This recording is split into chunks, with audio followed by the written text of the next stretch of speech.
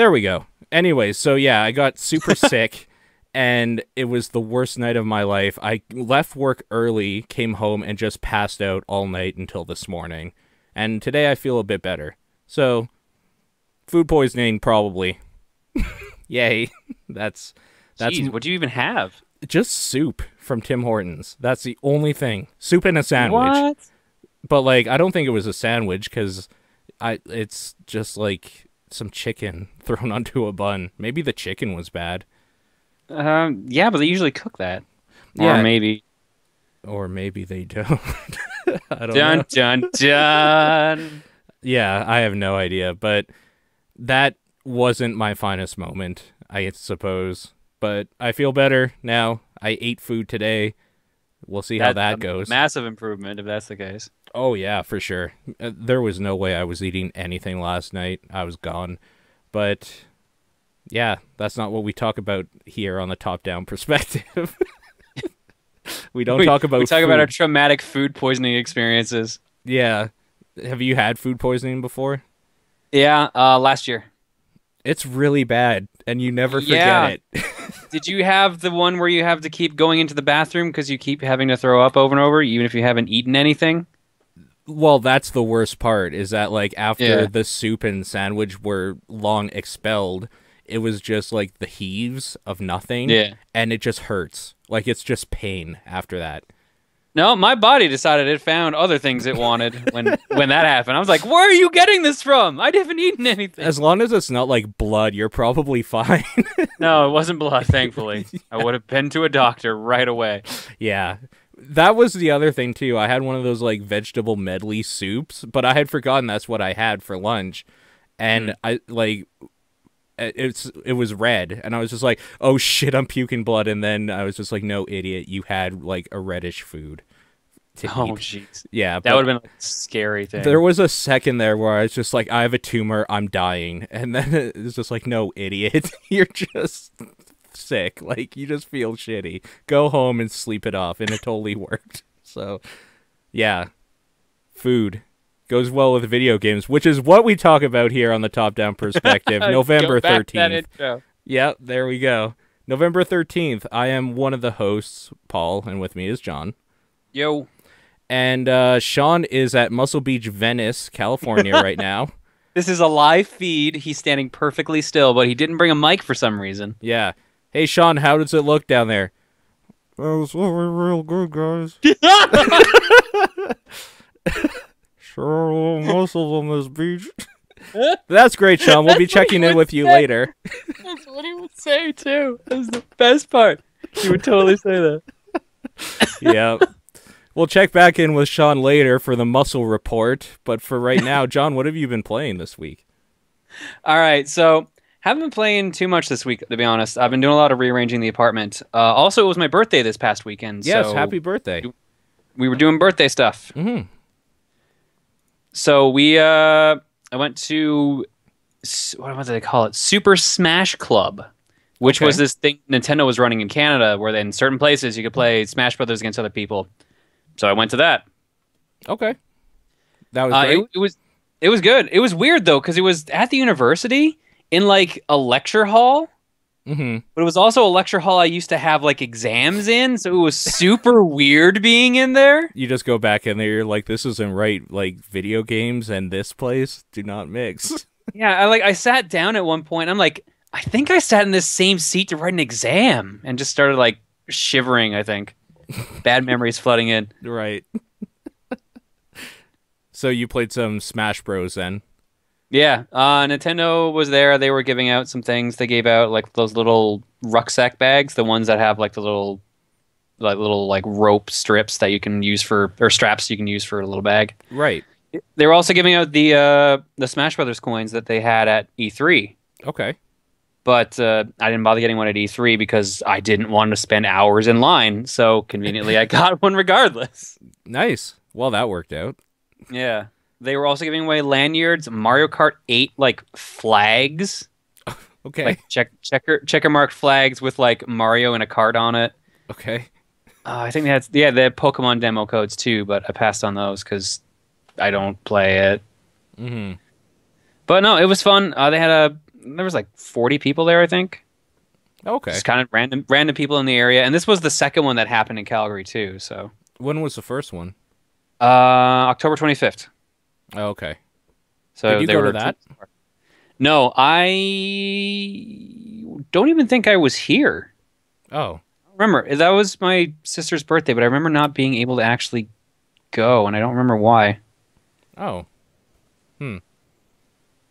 No, I think that was the weekend of Portland Retro Gaming Expo. I might be wrong. Oh, it could be. A couple weeks ago now, like 2 or 3 weeks ago. Yeah, that sounds about right. That was Portland.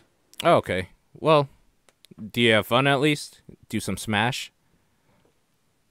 Yeah, no, I played a bunch of rounds. I had fun. They had you do like these weird things for challenges though, so Like what? they're like, "All right, play Smash Run against anyone else in the room, and then we'll give you a ticket for a gold coin. Okay. Get like this really good score on Home Run Derby, but not playing specifically as Ganondorf, and we'll give you like a ticket. Okay. Win a 4-player match on a Rainbow Road, and we'll give you a Mario Kart flag, stuff like that. Oh, okay. It was interesting. Hmm. And then they started doing like ridiculous things like get 8 kills in Cruel Melee for a coin ticket. Just like crazy stuff like that. They were Right. starting to be dicks. It was kind of funny by the end of it. Was there like a tournament type thing going on, like a grand winner at the end of it, or? Nah, it's just free for alls. Oh, okay, cool. That So you could I hop like in and that. out of rooms. It was pretty good. I think I like that format better than just Yeah, like a they- roster. They also give away a copy of the Wii U version, or at least like a coupon to get one. That's cool. So like you could go into like a GameStop or something, show the coupon, and then they would just hand you a game. Yeah, something like that. I think they might have just mailed it directly to you since it was Nintendo. Yeah, but- that would make more sense actually. a little bit. Yeah. Right on. Also ended up going to a group birthday party with some other people who were sharing the birthday or were close to it, and we all ended up playing Fibbage. Okay.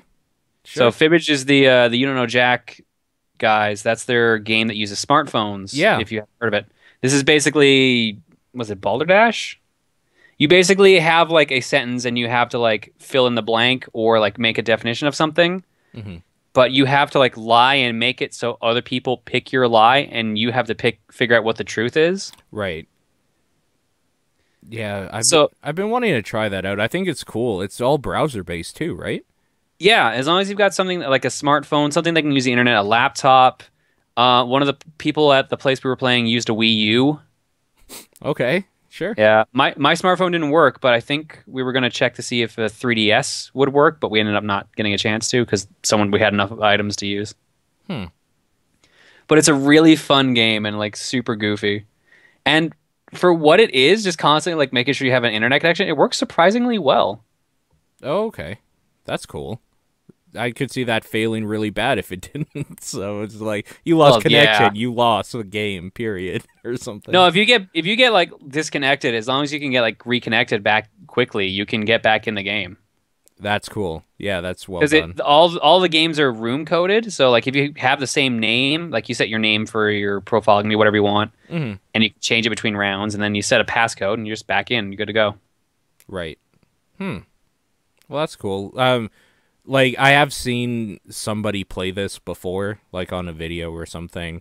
Do you want to maybe like should we try to describe what it is for people that might not have the idea? Like on your TV, it would say something like, what's like a word or like a thing that you would have to define? All right. One of the questions that comes up usually is like James Dean. Like let's just say that name. That's the first thing that get in mind. James Dean liked beans so much that he decided to change his name to blank. Mm-hmm. And then you would have to fill in the blank. So you would have to like come up with something that sounds convincing enough that he would have changed his name to. Like James But- Bean or something. Yeah. Yeah. And I think that actually might have been the answer. Right. And that's probably why I saw James Bean. But you have to figure out what's the truth. But each player puts in a lie. Mm-hmm. And then you have to vote on which one you think is the truth. And if you vote on their lie, they get points. Right. And But if you they get the vote truth, on a you get- lie, do they lose a point or do they just not No. gain one? The only way you lose points is if you pick the game's lie. Sometimes the game slips a Okay. lie in there too, because there's usually one extra answer. Okay. Sure. And that's usually supposed to be the truth. But if like one player didn't put it in answer, then it's marked as their lie, and then you lose points. Cool. Like very much a party game, not something you would play alone. Very much a party game. Yeah. I've played it before, like streaming. Like someone streamed it and we just joined in. So maybe in the future I might stream it once I get the proper setup going. Oh, so right like now it's if you set it up and you just gave the room name to like say your subscribers, would they be able to join around the world at the same time? Okay, so it's not just confined to one room. The only downside is because of the delay on like Twitch. Yeah, you would have to keep an eye on your browser window for the game, and it would prompt you well before you would hear the prompt. Oh, gotcha. So to get around, I think they thought of that. They thought of streaming when they made the game because even like the question will come up on your screen. That's smart. That's well done. Yeah. Yeah. That's cool. Yeah, that's a cool thing they did. And it's free, right? I don't think so. I think there's a cost to it. It's like $5. But it's like only the person who's hosting the game has to buy it. Right. No, like it's free to join in. Like it's Oh yeah, it's free. It's free. It's free to join. It's just someone has to like spend the $6 to have Fibbage. Right. And I know it's on PS3, PS4, Xbox One, and I think that's it right now. I don't even think it's on 360. Oh, weird. It's not on PC either, right? Like no, it's not. That's right one now, of the right now weird it's consoles. Things. Yeah. It's kind of like Johann Sebastian Joust, where really the system's only there to host the game. That's it. Right. Yeah. Oh man, Joust. Cool. Well, that sounds like a good time. I mean, it sounds like you were in the right, like, setting for it completely. Yeah. No, it was great. We had a full house. Like, we had 8 players. It's an 8-player game, so. Oh, 8's the maximum. Yeah. Oh, okay. I guess that makes sense. Otherwise, you'd have, like, 70 people or something. Like... Way too hard to pick, yeah. Yeah, okay. That makes sense. Okay, so you played some Fibbage. What else did you play? Some friends came over the other night, and we played some multiplayer games on the Wii U, by which I mean Wheel of Fortune and Jeopardy. Nice. Because I loaned out my copy of Mario Kart to a friend, and I haven't gotten it back yet, so... So we're like, Wheel of Fortune! And we played a couple rounds, and then Jeopardy! And we played a couple rounds. I just like to picture this group of, like, a bunch of people heading to your house, like, I can't wait to play some Mario Kart. This is going to be great. Bad news, guys. Wheel of Fortune. Everyone's like, Best part is, I didn't even suggest or pick the games. They did. Had nothing to do with it. Oh, okay. Then it I was just like, I was like, come in the office, look at the wall, pick something, and they picked Wheel of Fortune, You Don't Know Jack, and Jeopardy. But we didn't end up playing You Don't Know Jack because we'd already played through most of the ones on that. Right. So those are probably exactly how I picture them in my mind. They sure are. You Yeah? spin a wheel, guess a letter, and then you pick a answer and write the question in. What was funner, Wheel of Fortune or Jeopardy? I always find Wheel of Fortune more fun, but Jeopardy's funnier because of how weirdly biased the categories are. We actually had one game of Jeopardy where in the first round and in the second round we had the same category. American history.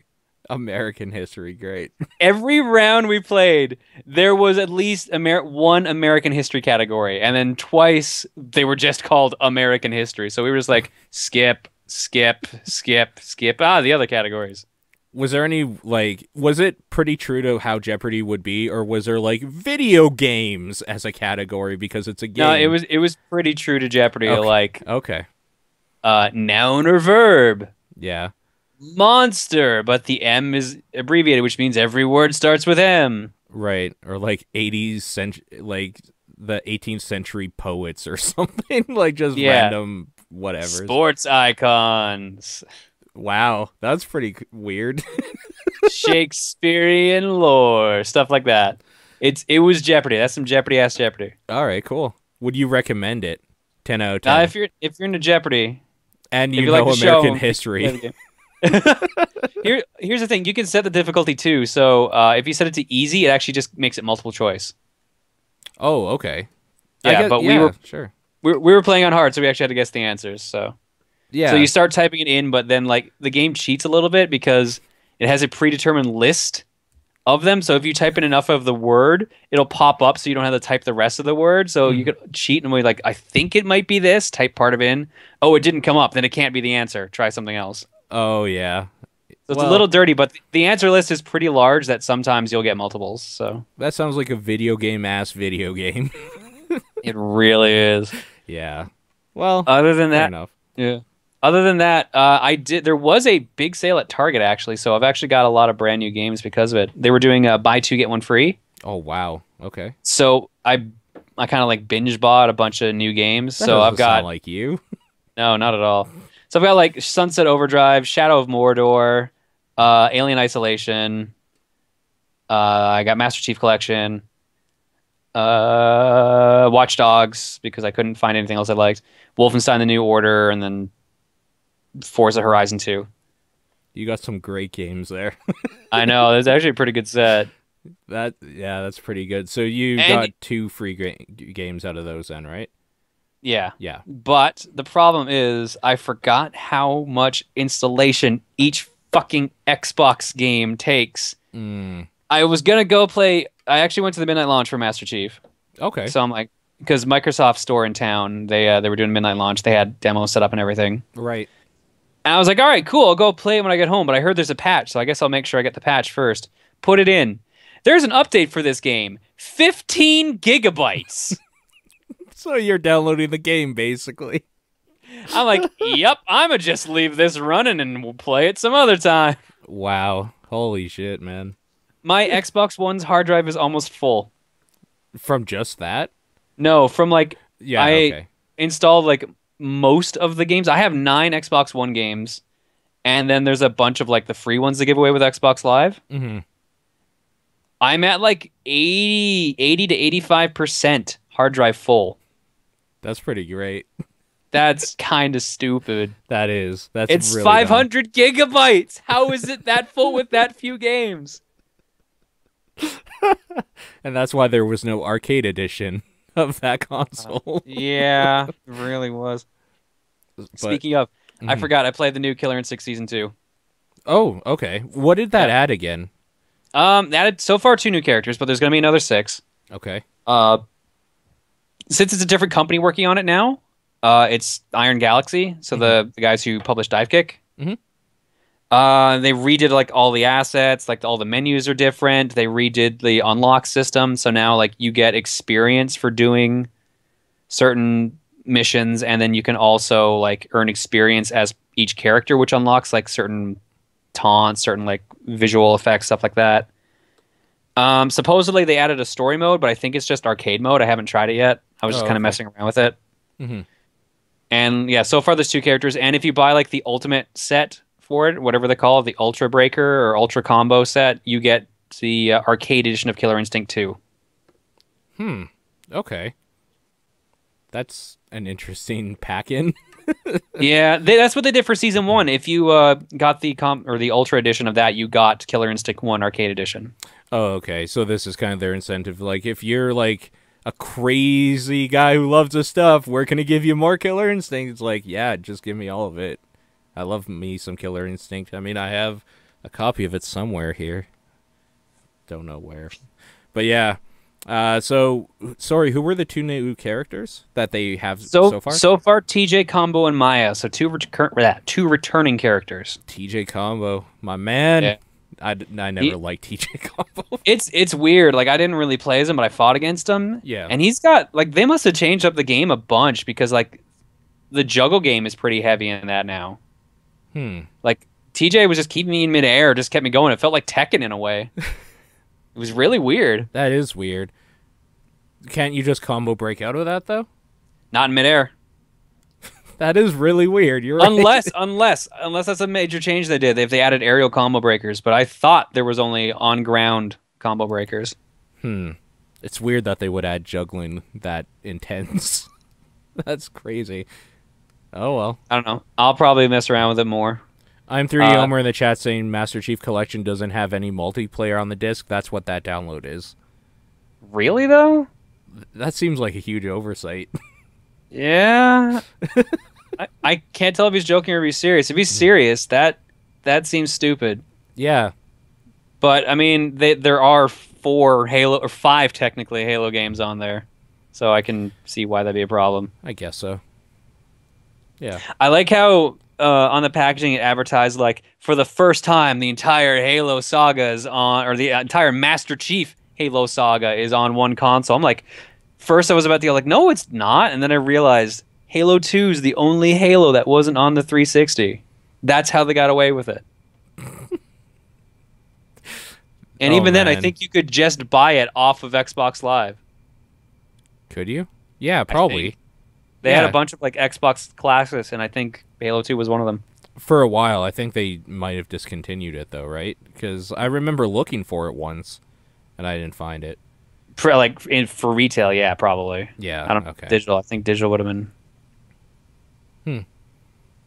I don't know, man. Halo. It's a weird, Halo. weird thing. Oh man, have you seen the videos and like bug reports going around? For that, no, I haven't. No, terrible. There's this one video I keep laughing at that I've been watching a couple of times. It's this streamer, and he's laughing. Like the video loads up, and he's laughing because he's in a playlist for like Team Slayer, which normally and there's 10 players, so you'd think it would be 5v5. But for some reason, the auto matchmaking made it 6 versus 4, and he just starts losing it. And then he goes to like Blood Gulch, or like the Halo 2 equivalent, which was I think Coagulation. I think is what they changed the name to. Oh, weird. Okay. Yeah, and usually Team Slayer is like 25 to 50 kills. I think it's 50. Mm-hmm. It's made it 100 kills, Okay. and on a map that you need vehicles is like the widest map and is not normally just used for Slayer. They started you with like the closest range, the shitty assault rifle gun. So I was just like, as a Halo player, like Halo 2 was my jam back in the day. Mm-hmm. I just lost it. I'm like, this is the shittiest thing they could have done on this map. The only way it could have been worse if it was somehow like gravity hammers on Blood Gulch, which wasn't even around at that point. That would be so good. Oh man, it was terrible. I just every time I look at it, the dude is just losing it laughing, and I end up losing it too because of it. Oh man, I kind of want it, the Master Chief Collection, but You know what? Like I said, I really like Halo, and apparently all like 4 games can be played online, which is Oh. kind of interesting. Supposedly, Okay. yeah. Like I haven't tried it, obviously, but you can play Halos 1 to 4 online, and then the anniversary edition of Halo 2. When I was at the launch party, they just had a bunch of people playing Halo 1 multiplayer on Blood Gulch. it feels dumb. But that might be one of the things I would actually buy an Xbox One for. Mm.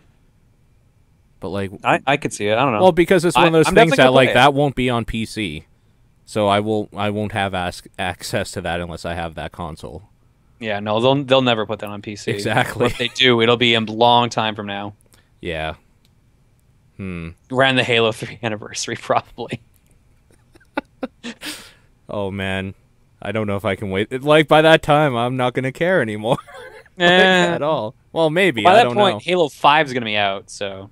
Oh man, I hope they fix the stuff I don't like with 4. Mainly the enemies. I really don't like those enemies, dude. I hate them. The Halo 4 and 5 enemies, or... The like crystal dudes. Yeah, I can see why. They're just bullet sponges. I hate them so much. They're so uninteresting. Halo 4 was weird, like...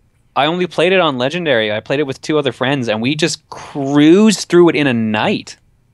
Like, didn't even feel like a marathon. Like, we jammed through it, no problem. It's that short? Yeah. Wow, I didn't bother. It was weird. finishing I was it. like, dude, did we finish Halo 4 in one night? On Legendary? It was kind of a joke compared to other Halos. Like I remember Halo 3 Legendary being something I worked on. But yeah, there wasn't any way I was going to play through 4 on Legendary. I stopped playing after a couple hours into the normal difficulty. I just wasn't having fun. I wasn't feeling it at all. There was more of a focus on story in Halo 4 for sure. So it was interesting, like all this stuff from like the books I wasn't aware of that was happening. And then like the major character going away. I was just like, oh, shit, okay. But like I really liked ODST with how they did the story of just like flashbacks, and you're in this weird like film noir feeling thing with the jazz music, and Then you like pick up this dude's helmet that's on the ground, and then it's like you're playing the part that like happened with that guy or something. Oh, I okay. really liked how that did. I the actually have never storytelling. played ODST or Reach. Well, I played Reach's multiplayer, but I never played the story mode for Reach. Reach was fine too. Reach had some good stuff going on it, but ODST is my favorite Halo game, just straight out. It's just so good. It's so good. All right. I mean, I although think it's 3 Sean's was the favorite too. best multiplayer by far, I still like three's multiplayer. I kind of liked Reach's. Reach's multiplayer was cool. That was also where they had like the armor classes though. Like you could have like the armor shield, or Yes. you could have sprinting and stuff like that. Yeah, it felt a lot like Crisis to me, Reach, Kinda. which was fine. It's just that I don't know. Maybe I was just sick of Halo multiplayer by that point because it's like, all right, Halo 3 multiplayer is the shit. I'm going to try this new one. Okay, I'm done. Just put it away for a little bit or something. But yeah, I don't know. Is that all you've been playing, or you got anything Yeah. else? Oh, That was okay. it. I'm actually surprised we talked about Halo that long. So It's a good series. Like the problem is that when Bungie let go of it, a lot of people lost interest, and I think it's still like half Bungie though. It's just yeah, not because like even It doesn't was it Frank feel the O'Connell, the same music still, dude was though. there. yeah, Yeah. Looking at the footage of 5, they've apparently changed a lot in that too. So I'm curious to see how 5's going to be. That might be okay. Like, And I think having the Master Chief Collection gets you in the beta for 5 or gives you a chance of getting in on it, something like that. And there's also like that Ridley Scott Halo miniseries is also available now apparently. I don't think I even know about that. Halo Nightfall or something like that, or Night Watch. Like they did another one of those. yeah, Okay. if you have Master Chief Collection, you get a code for like the Halo channel, and apparently it's on there. So Oh, okay. That's kind of cool. I would check that out. Maybe. I'm sure that's on YouTube by it now. probably is at this point. Yeah, unless it's all Internet. been taken down. Anyways, what have you been playing, Paul? So I started off with, because I hadn't played it yet when we talked last time, Binding of Isaac Rebirth, and that game is the game I've been waiting. Fuck me, it's so Really? good. Because Binding of Isaac and Wrath of the Lamb, like the DLC that came out later, or the expansion rather, was good, but buggy and shitty. Like, because it was coded in Flash, and there's oh, okay, that's why. well, it There was you go. coded in Flash, so you couldn't have a whole lot of sprites on screen at one time. So you would always have only like 3 orbitals around you, for instance, or Or there'd be like tons of slowdown. yeah, and there'd be like a certain amount of sprites or enemies on screen and stuff. With all that nonsense thrown away, and like the new engine, like it's actually coded and made like a video game should be. You have these like rooms that are 4 rooms big now you can go into, or 2 rooms big, just filled with fucking things crawling at you, and you have like all these tiers everywhere if you have the upgrades for it, and all these familiars following you around with like a giant fucking tail. You have like flies coming out of everywhere. It's amazing. It is so good, and there's very little slowdown or any problems of that caliber. It's very smooth playing. The music is upgraded to feel like it fits in this like weird demented universe. There's kind of a like a sadness there, like a morbidity toward in it. It's not all just Binding of Isaac's music I've always liked, but it felt like maybe cut tracks from Super Meat Boy or something. It felt very similar. Like maybe this was like stuff that Danny B didn't use in Super Meat Boy, and now it's in this. But the new stuff is very well made for the game. For some reason, my throat is going completely dry, so excuse that. You gonna be okay? No, I'm totally fine. It's just annoying Alright. more than anything. And yeah, like I don't know, dude. There's new characters, new abilities, and new items. It's like going back and just being like, I don't know what like anything does anymore. Let's try this. Holy shit, this works together. Like synergies work properly now. There aren't items that just literally do nothing anymore because they were broken from the beginning. They all do something now. I don't know. It's the game I've been Does wanting. the game tell you what these items do now? Like after you Yes. get them or when you get them? When you get them, yeah. Okay. Sometimes they're That so was a little one cryptic. kind of gripe I had. Yeah.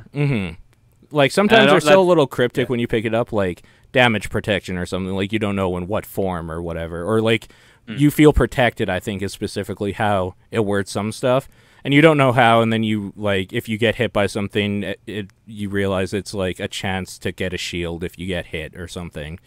But there are ones that are just straight up like tears up or like damage up and stuff like that. So you know what you're picking up, and you can learn in your head like, I don't want that because that is going to probably get me killed.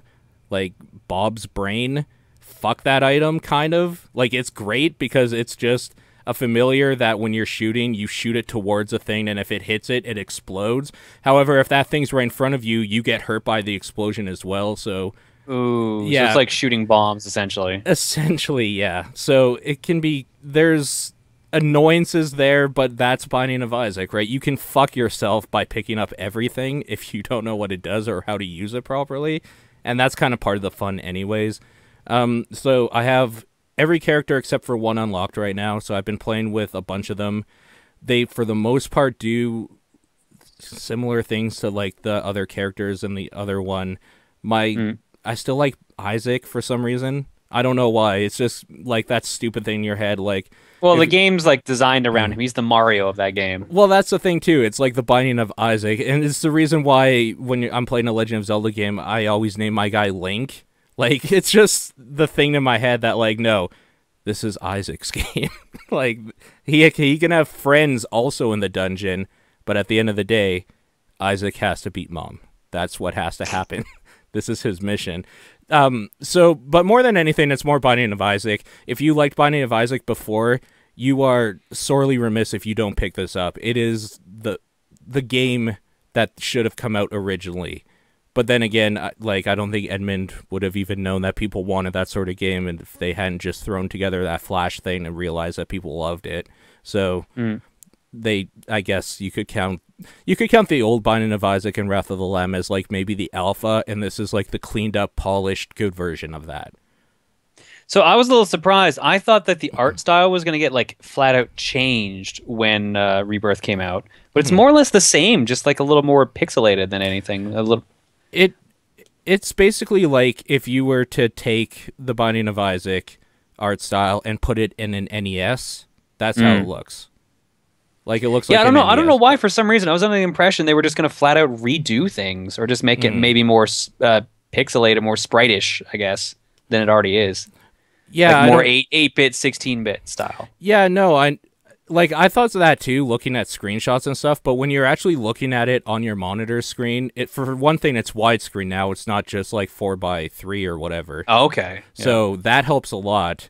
But Isaac and like your characters and stuff, their proportions feel correct now. And going back to the old game, Isaac and all the like characters and enemies feel really small in a giant area on the map. So like this feels proportionately correct now, which is also a big thing that when I tried to go back and play the original, I was just like, what the fuck is this shit? Like it looked weird, like skewed somehow, because this is the art style I am accustomed to now, where things look like they're from a SNES era, and I like it. Like, I guess it's a personal preference thing. If you like the cleaner illustratory lines of like how things looked in the original Binding of Isaac, you won't like the more pixelated like CRT looking thing, I guess, but I personally like it more. So Well, comment in the chat says you can turn off the pixelation. Yes, And they you said can. it says GBA was kind of the look they were going for apparently. GBA, I could see that. And apparently Homer says it's more like a demake. I feel that's how Edmund described it. A demake. I wonder what that means. Like in Demake usually means like going down like a generation in a way. So going like having Like- like a super like take a Super Nintendo game and then making it into an NES game. That's a demake. like maybe look wise, but I still don't agree with that at all. And like No, they more- definitely added more. and They've more definitely added more importantly, fluidity. it's mechanically good. Where the other one was mechanically almost unplayable in certain circumstances, which I haven't faced any issues with this one at all yet. And I've been playing a lot of it, so I'm just gonna say that if you like the first one and you have $15, you have to buy this. Like, it's just a no-brainer. It's so good. Wasn't it on sale for people who own the original Isaac, or was that only pre-orders? That was pre-orders if you owned Isaac. Okay. Yeah. So even if you own Isaac now, I think it's 15. It's All right. still worth every penny. So I don't know. Next on my list is kind of a surprise. Call of Duty Advanced Warfare is one of the best shooters I've played this year. What? What? All right, I'll bite. Come on, tell me about the new Call of Duty. So when I say Call of Duty anything, your first thing is great. But I was with you. I was totally with you until I watched one video of, because I wanted to see what the hell they were doing this year with it. So I watched one video of it, and it moves like Titanfall, plays a little bit more like Halo and Just Cause. What? There's grappling mechanics, a stealth thing you can do, like invisible sections, and I don't know, there's mech parts, like a mech warrior part, and I don't know, it's like a futuristic sci-fi shooter now, which is where they had to go probably. I mean, that's kind of where the last place they haven't been. Oh, and what's his name is in it? K-Pax, you know. Oh, Kevin Spacey. Yeah, Kevin Spacey. Yeah, so that I don't know really what to say about it. Every now and then, I just like to play. It's no surprise to anybody that my focus when I come to video games is I care more about a mechanically sound product than a storyline, usually, and then a storyline can add or break something even further if it's not there. But the first thing is it has to feel good for me to play. The Call of Duty games always feel good. They are always a polished product that a bunch of people spent so much time into to get to feel right, and that's exactly what this is. So I was happy to play another one. This is the new team, isn't this? Is Sledgehammer? This is Sledgehammer, yeah. It has the double jumping, it has the little hovery rocket jetpack sort of thing that you can use as well. I was talking to Nathan about this, actually, and what Modern Warfare 1, Call of Duty 4 Modern Warfare did for the Call of Duty franchise, and when you played it, you're just I can never play the older ones because this is how this should feel. It's so tight in control. That is this generation's step up for that series.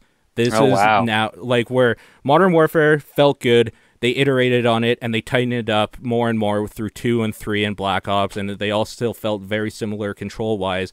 This was the next leap up that staircase and saying, this is how these all have to feel now, otherwise they're going to feel sluggish and shitty. Crazy. So is this a recommended buy? Are you saying for $60? Maybe not.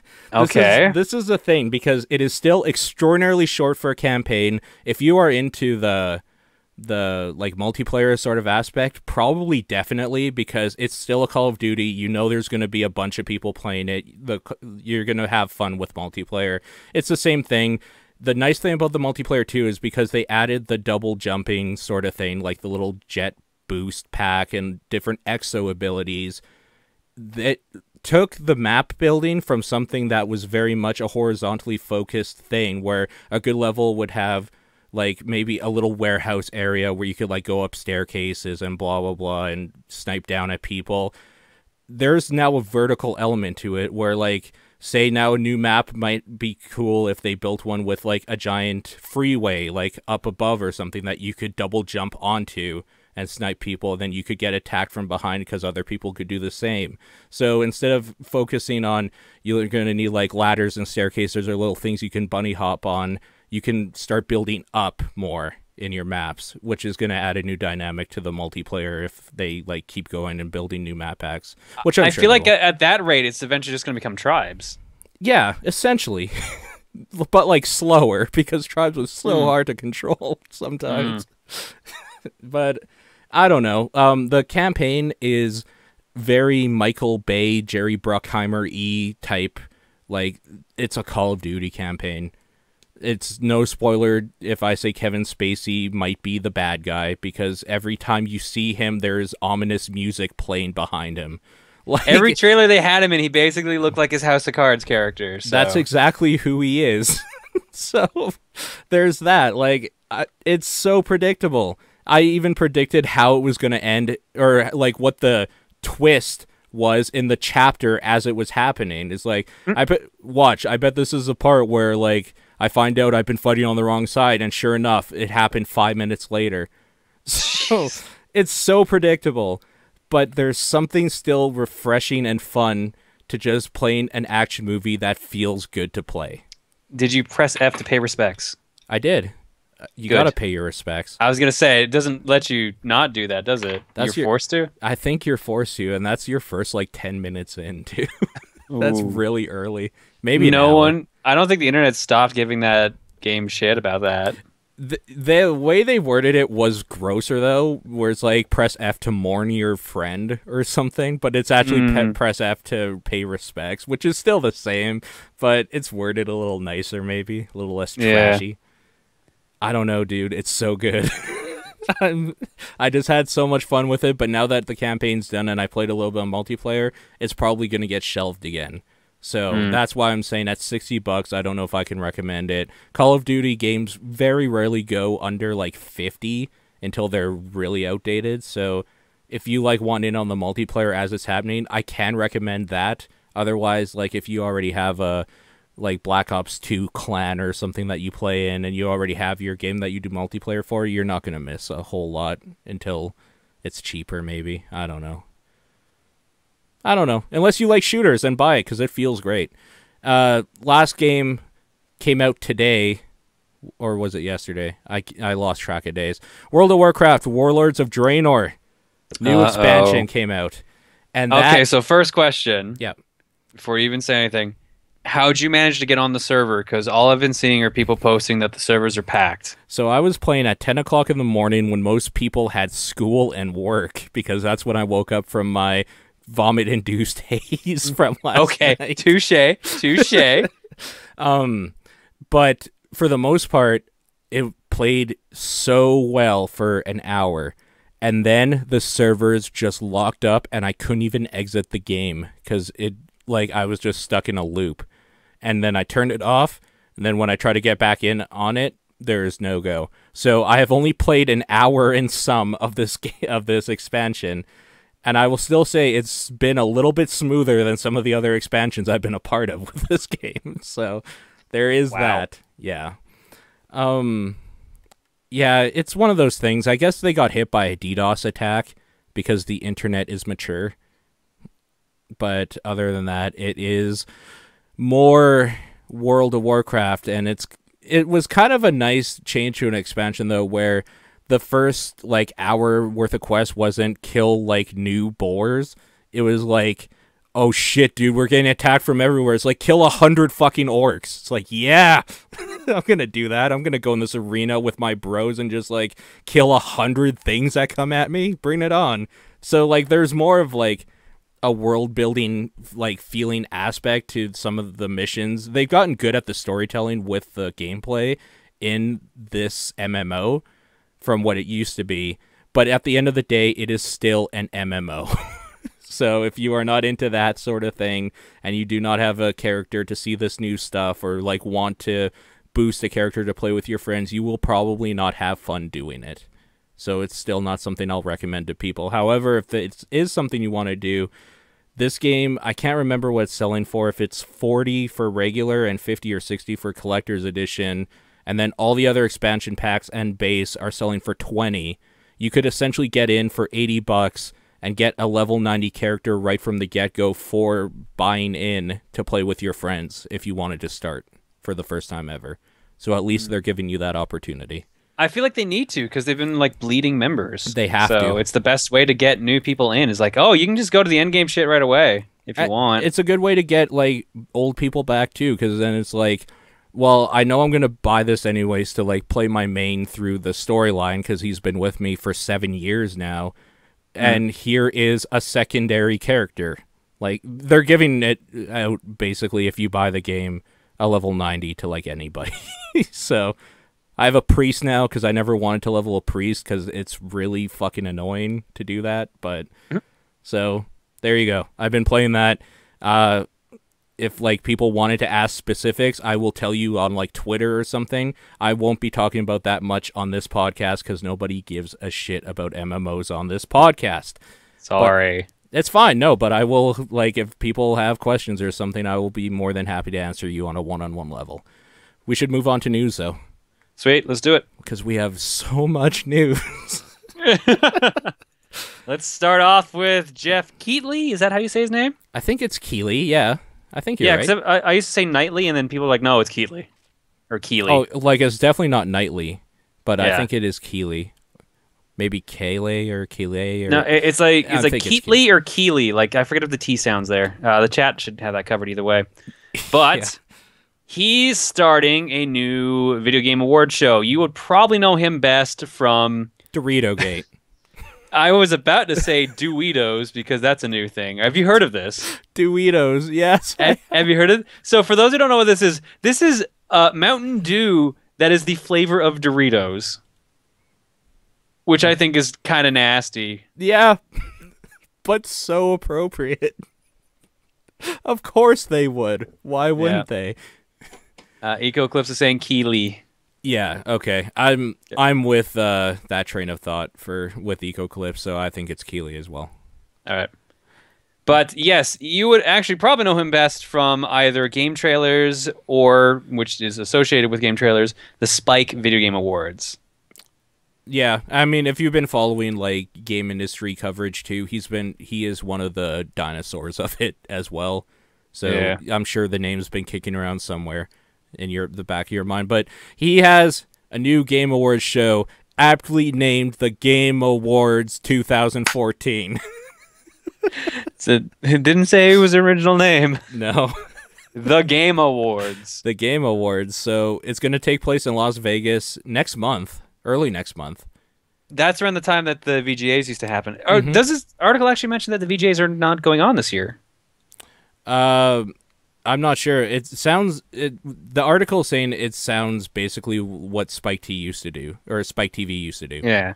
So it probably is the filler for that, I would guess. Yeah.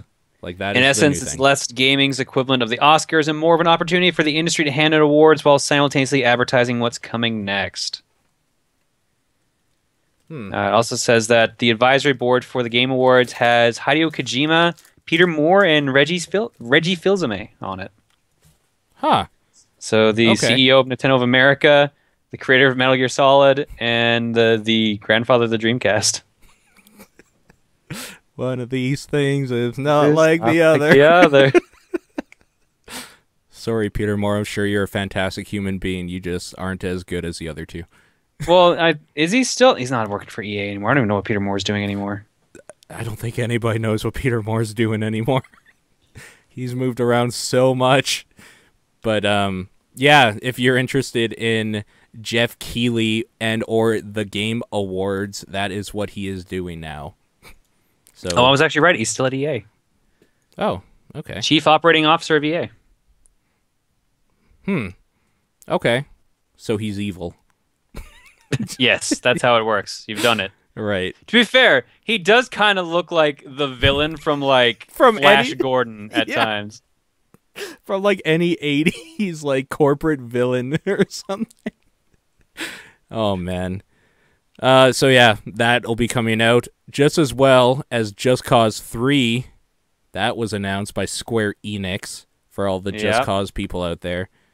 Get That your sounds grappling hook fine. on. Yeah, There was a little bit of a controversy about there being microtransaction in it, though, because I think Avalanche Software released a picture and it looked like there was some sort of microtransaction in it. and But no believe multiplayer they as debunked well, it. right? Wait, oh. Well, to be fair, that was a mod. That was a fan-made mod. Right. No, exactly. But I think people were just annoyed that, like, see how good this made your, like, 5-year-old game? Do it. Sort of thing. And they didn't. And it's going to be a free-to-play game, I guess. Isn't it? Which or no? might be where the discussion of paying to play kind of came from. Oh, wait. It will be distributed as a retail box and digital download. It is not a free-to-play. So that was just a Okay, that rumor. was the debunking of the microtransactions then. Yes. Yeah. So, are you excited for another Just Cause? To be honest, I haven't played any of them. Yeah, okay. A lot of people told me to skip the first one. Everyone told me to play the second one, and I never got to it. I have the multiplayer mod, but just haven't tried it. You should try the multiplayer if you think the idea of grappling onto a boat and riding behind it funny to you. Okay, that kind of sounds funny. I'd have to at least try that. Yeah, you can do some really stupid shit in that mod. It is really broken, which adds to the charm. Lego Jurassic Park might be a thing. That seems like a weird fit for me. A little bit, but I mean, they've done some strange licenses before. Yeah, it's true. Like, so what would they do? Like, probably just Jurassic Park 1, I'm guessing? Story, like... They'd probably do The Lost World as well. People liked The Lost World, just not as much as the original. And Yeah. most people are trying to forget number 3, so... Yeah. I don't know. Like, Sean put this in here, I guess. I don't know what to say about it. I don't play a whole lot of Lego games, but the ones I have played all kind of follow a similar formula that I don't know how well Jurassic Park would lend its, like, story to, or how it should maybe play. But I don't know. Maybe, like, oh god, we gotta cross this river. Let's find bricks to build a bridge, and then you look around, and then you build a bridge, and there's a dinosaur there or something. I don't know. I'm sure. To they be could do fair, something. if it's a game where all you do is play as the dinosaurs, that'd be kind of sweet. If I you wouldn't mind played a as Lego the game where it's dinosaurs, dinosaurs. sure, I agree with you. And you're just like biting people and taking their bricks. Yeah, I'd be down with that. That would be fun. Yeah, I don't think that's the way they would go with that, but yeah, they got to be kid friendly and stuff, and parents don't want their kids biting other kids at school. All right. Well, that just comes with growing older, really. Right. I'm going to skip over this next giant section. I'll do it all at the end because it just makes more sense that way. Geometry Wars 3 is out November 25th. You can tell Sean wrote the news this week. Yeah. So for all those Geometry War fans, I was commenting before we went live here that is really soon, and I had no idea. So in a way, he kind of taught me something today. He taught you to look at a calendar? And to maybe go to the gym more or something. Man, I wish we had a Muscle Beach in Calgary. That would be so bad. Like a It'd be muscle a terrible igloo. beach. It would just be covered in snow. I guess I'll open up this thing here. I bet it just says, yeah, that looks like some Geometry Wars 3 right there. Yeah. So I said I played it. I liked it, but I don't know. Sean, I'm sure, is psyched for it. Hence why he put it in the news. sure. Thankfully, this and a friend also reminded me. Pacross E5 is out, so I know what I'm going to be playing for like the next week. So. Oh man. Yep. Pacross is back again. It gets For the me in fifth time. every single time. I get addicted every time. I know it's good. I'm happy. I love me some Pacross. Yeah, I know. That's really good. You know what else is really good is that amiibos are not region locked. I am surprised that this was a concern in the first place. Yeah, I didn't necessarily think they would be either, mainly because like RFID chips, like just put a generic one in there and bam. But whatever. There you go. So anybody who wanted to import the hottest new amiibo figure from Japan only, you can do so. Even though I'm pretty sure they're worldwide released. Yeah, you're probably right. Get those European amiibos just to say you did or something. Like, would there be any difference? Maybe like on the bottom, instead of like made in Taiwan, it just says like made in Japan or something. No, I'm pretty sure it would still say made in Taiwan. So Yeah, probably. So. have you seen the pictures going around of the bad molds of some of these? No, I haven't. Oh man, I gotta find that Marth one specifically. That sounds amazing. All right. They're like basically they like the same mold apparently just produced like two completely different ones or something like that. Some look good, some look terrible.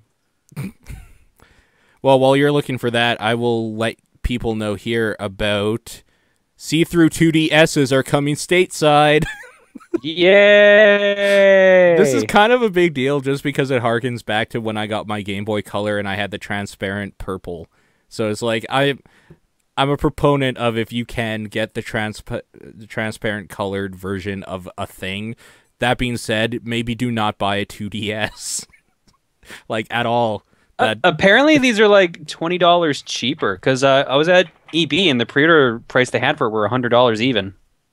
Yeah, that's what it's saying that they're gonna retail for it here as well as $99.99, and they're gonna be released alongside Pokemon Omega Ruby and Alpha Sapphire. So if you wanted one of those, they're coming, and you can get the color for the Pokemon you want to buy. Kind of, it's not really a sapphire color; it's blue, but you know, whatever. And another silly Nintendo peripheral. Thank you, Sean, for not telling me in the thing what it is and making me open a tab. However, it is a 250 drum controller for Wii U, if you like. I don't... Okay, Taiko no Tatsujin or whatever. Yeah, that's so Taiko Drum Master. Yeah, exactly. That's what it's for here. So on sale on December 4th in Japan, this is going to be $250. That's so dumb. Is there like a huge following for that game? In Japan, like they've got like up to 10, I think, at least. Because I know that the arcade across from like where PAX Prime takes place has Taiko Drum Master 9. But then again, like Guitar Freaks got to like 15, so that doesn't surprise me too much. The messed up amiibo is great, by the way. I know. I was hoping you would put it on the screen for people to see. I will do that. I just linked it in the chat. I put it in the chat for people either way. Yeah, I'll do that quickly. But anyways, so yeah, there's a drum peripheral you can get if you are crazy, which, I mean, if you're in Japan, you probably are. Let's be honest. So $250, you can get that.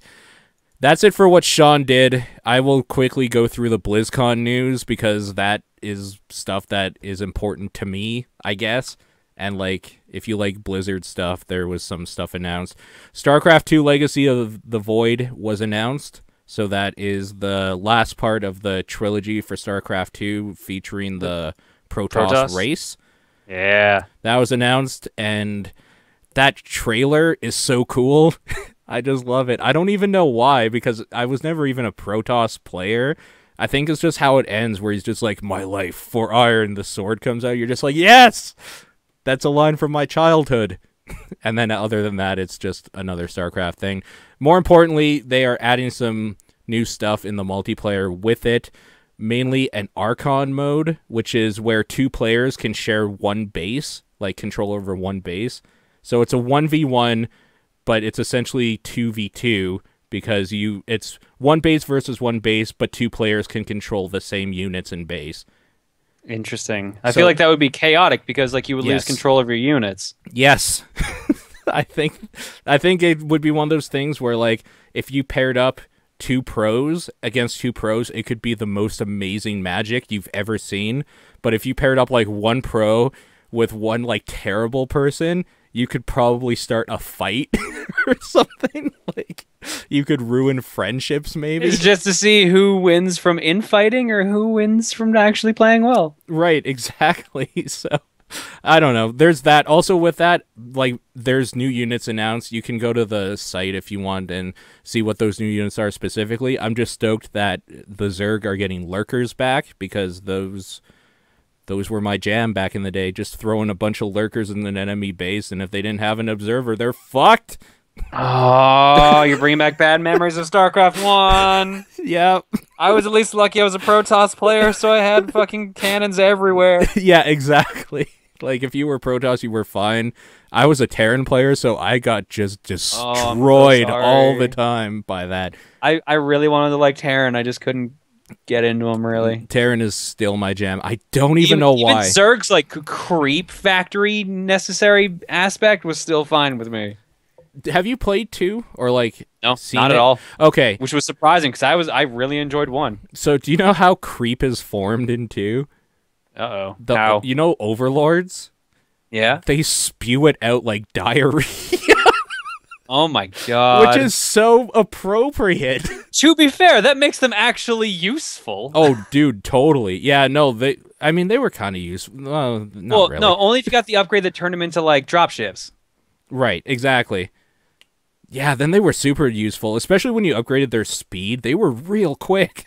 They were good for scouting, but yeah, I don't know. So, StarCraft 2 Legacy of the Void announced it's coming, as well as the first official expansion to Hearthstone, Goblins versus Gnomes, which I am kind of excited about because they are adding a whole shitload of random cards, as in you play this and a random effect will happen, so it will add a little bit more life into the game, which I am waiting for. So Isn't that? I wouldn't say that's life more so as chaos. Exactly, and that's the thing. So you just want chaos. Because the way it is right now is that there are like builds, right? Like a pro player tries something new, it works out, people latch onto it, that build goes on the internet, there are 1,000 hunter players the next day, or 1,000 mage player, like freeze decks the next day.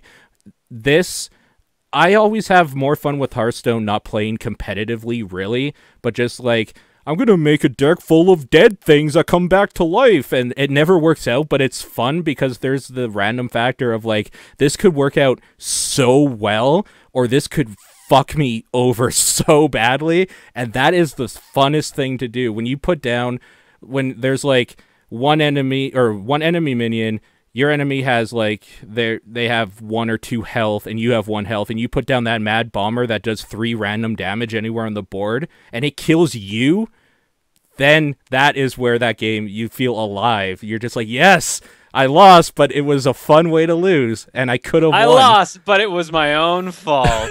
Right, exactly. I lost because I flipped a coin. Maybe that's the thing, is that it wasn't my own fault. It was because I flipped a coin. It was like just kind of haphazard. Like it's a different thing if it's just like, I have a surefire way to win, but this might be cooler, and then you lose. That doesn't usually happen. But I like chaos, and that's exactly what this is going to bring. So I am super, super stoked. I think they announced something like 100 and something cards, which is crazy because the last adventure pack only added, I think, 30. So this is adding. How much did you say was added? Sorry, this one? Sorry, I think 4 times the amount, so 120. Wow. Or something. Yeah, that's why they're calling this one an expansion pack, and the other one was just an adventure pack because it only added like a handful. Okay. So I'm looking so forward to this. There is on their website a daily like choose which card you would prefer thing, like a red versus blue, and it shows you the card art and nothing else like about what the effect is. So you just choose one and then it gets revealed the next day. So if people are into that like Hearthstone scene and stuff, make sure you do that. It's been kind of cool seeing some stuff come out of that. If you're into that sort of thing, you might be into the MOBA scene, in which case Heroes of the Storm? Yes. Heart of the Swarm, Heroes of the Storm. I get those mixed up in my head all the time. Blizzard, change your fucking names for stuff. Closed beta really has the same acronym over and over again. Heroes of the Storm closed beta has been announced to come out really, really soon. So they've been technically in alpha. In January 13th of next year, they will be in a closed beta so people can play that more. And then next BlizzCon they'll announce the release date, which somehow ends up being January again. Yeah, I mean, honestly, probably. I don't know. I'm still stoked. So whatever. Do what you have to do, Blizzard. I trust you, kind of. Ish. Just change your fucking name for shit. But don't change it to something like Overwatch, because that is a terrible name. That is almost as bad as Killzone. To be fair, wasn't this also part of Titan? Which is also kind of a terrible name. Titan was a really bad name, and I'm kind of glad that's dead for a bunch of reasons. Not because I didn't want to see it, because I want to see everything they do, because there's usually some idea behind it that I like. But anyways, Overwatch is basically what looks like to be their answer to Team Fortress. Yeah. If we want to get redundant about it. The characters look cool. The animation is great as always. I will probably play it, but I don't know how much, because first-person shooting like competitively isn't usually my jam. But It's a Blizzard product. I will probably buy it because I am a shill. So that was announced. If you want to see more on that, there is a launch or like a trailer for that shows the different classes. The classes are people, like they're actually named stuff. So I can't remember what they are now. I guess I could look something up, but I don't care enough to. You can look that up on your own accord because we have a shitload of questions to get. All right, let's get to it here. Sean, who couldn't even make it, made a note, something along the lines of, "These are good questions. I wish I was on the podcast today." He failed to make a note that there are like 50 good questions. So if you wanted to add to our pile, TDP Podcast on Twitter, facebook.com/topdownperspective or topdownperspective@gmail.com. You could use any of those. It seems like most people chose the email option this time, so we will start with Lee Greco asks or says, not exactly a question, but I think John deserves to know this. In Mute City in MK8, there are billboards in the background that have a picture of Captain Falcon and say, "Show me your moves." Just so you know. I'm glad to have been told about this. That's great. Did you know about it? I did not. No, okay. I don't have my copy Mario Kart 8 because G still has it, and he's in the chat. So, G, can I get my Mario Kart 8 back? Come over right now and give me it. No, not in that big a rush. I just forgot it was today that came out. I've got Picross. I'm good for the next week. So Cool. Okay, Bruce asks, what kind of unique genres would you like to see in gaming if those types of genres already exist, and what type of those game genres would you like to see more of? Oh. I want more sci-fi sports. That, you know what? Yeah, or like some Mutant League football or something. Yeah. Like, yeah. What happened to that reboot? What happened to that Kickstarter? Yeah. No, you're right. We should see more just like dumb sports games where they put some weird gimmick in it. I agree with you. I kind of like futuristic racers.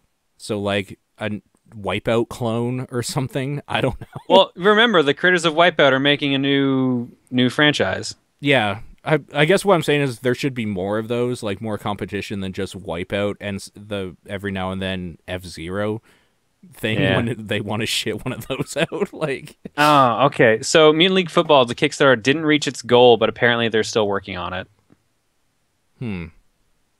Okay. But their funding goal was almost $1 million, so I can see why that was probably tricky. Okay. Like what else did I want? Unique genres I want to see more of? Like good games?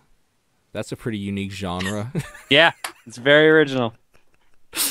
I want more games that are super glitchy. Yeah. But still somehow completely playable, like Assassin's Creed Unity apparently is. Snarkiness aside, I kind of want a resurgence of old survival horror like ideologies with new game design mechanics.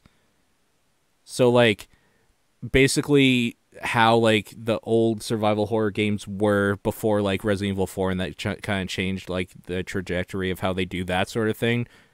But like with maybe the stuff Resident Evil 4 did well for the genre, like the better inventory management, for example, or something like that. So I guess what I'm saying is I kind of just want a Resident Evil 4 again, in a way. But wasn't like, that 5, but not? People say it was Shadows of the Damned, and they're not wrong, but they're not exactly right either. I feel like Shadows of the Damned was just the same thing, but with comedy. I think so, too. Except for that fucking ending. That ending. Yeah. Man. Yeah. I want another Shadows of the Damned, I guess. Or, like, Deadly Premonition struck a weird, like, place in my heart when that came out for this reason. It just was, like, basically, what if Resident Evil was, like, more focused on, like, a Twin Peaks feel or something? Or, like, Silent Hill felt more Twin Peaksy than, like, Silent Hill, I guess. Silent Hill was already kind of there, though. Yeah, no, exactly. So, I don't know. Maybe that. There's not enough survival horror. It's all just jump scares and, like, camera phones out, first-person shooting things and running away from the monster for horror these days. So, maybe that. Did I talk about Five Nights at Freddy's last week? I forget if I did. Yes, you did. Yeah, yeah, boring. Five Nights at Now, Freddy's now the 2 sequel's is out. That's the news. The sequel came out this week. Yeah, that wasn't even in our news section. Geez, Sean, way to let us down. God damn. Like, I know he's a big Five Nights at Freddy's fan. like so. anybody actually cares about Five Nights at Freddy's 2. If you care about Five Nights at Freddy's 2, do us a favor, don't write in. Next question comes from Michael Wow, McNulty. wow, strong words. Wow. Next question comes from Michael McNulty. Hi! As you are Hi. people who sometimes get review copies of games, I was wondering That's how this Mainly process... Sean. What's that? That's almost mainly Sean, but Yeah.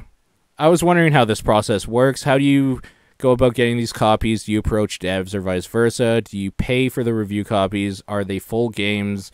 Any other interesting tidbits about reviewing? Sorry this is so long. I'm curious. I don't intend to review, so not really tips, just facts. Thanks. So the way it goes is you usually don't talk to the dev, you talk to like a PR person. And by talk to a PR person, I mean you get put on a list if you ever have talked to a PR person, and you get spammed for every little bullshit thing they ever put out. Yep, I've seen so many Kickstarters thanks to that list. And if, oh, by the way, another way to get on this list is if you ever go to E3 once, you will be bombarded by every PR company out there. That is how that happens. And then from all those emails, if you find one that strikes your interest, you email them back. They'll usually get back to you within a day with like a review copy and a like DMCA of what you can show, what you can't show, what you can write about, and when you can like do it. Unless it's totally open, then they're just like whatever, and they'll just give you a code. But if you do that, you will get more emails. Yeah. So And that's usually the case for small companies. Like if you're talking console companies like Ubisoft, Nintendo, Microsoft, usually they'll contact like a PR company and contact you. Like I've done a couple Ubisoft reviews through like a third party company. Yeah. So that's been how I've gotten mine. Sean, because he reviews for a website, they contact him. So I think he has like a Nintendo contact that'll reach out to him and stuff like that. Well, I believe the way he does it is he puts in a request for something, and then whoever like runs the website contacts the PR and then gives him the code.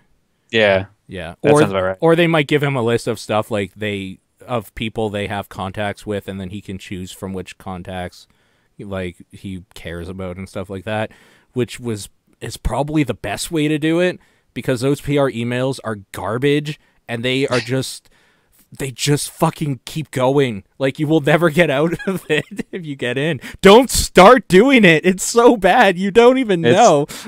My Gmail has just been like filter. I barely see any of them now as a result. Dude, like if people out there think they've seen a lot of Minecraft clones, you have no fucking idea what hasn't even come out that people want you to look at. Every game is fucking Minecraft. It's so bad. But in actuality, you don't pay for them. The payment is essentially you are reviewing this game for them. You're advertising for them, essentially. So that is your form of payment. And whether or not they're full games can vary. You can get like an alpha build of something which is not a complete product, and it just kind of showcases what they want to get out about something, or it can be just a full game download code. It depends who you're dealing with. If you're dealing with indie devs, you talk to that person directly, and they will usually just give you a code. So that is just the easier way to do it if you're more into indie games. But yeah, that's how that works. We could ask that again next week, maybe, if Sean has anything more to say about it. Yeah, I feel like Sean could probably add a couple things on this. Yeah, for sure. Okay, Matthew Hirano asks, "Hey all, I haven't sent a question your way at all before, so I hope it's all right to just shoot an email like this. With so many open betas, demos, and disclosures for upcoming video games, I feel like we have often seen the majority of a game's content before it's ever actually released. Super Smash Bros. For Wii U and the Pokemon Ruby and Sapphire remakes are the biggest examples I can think of, since the characters, stages, and even dialogue for Smash Bros. Or the new Mega Evolutions for Pokemon are all available information.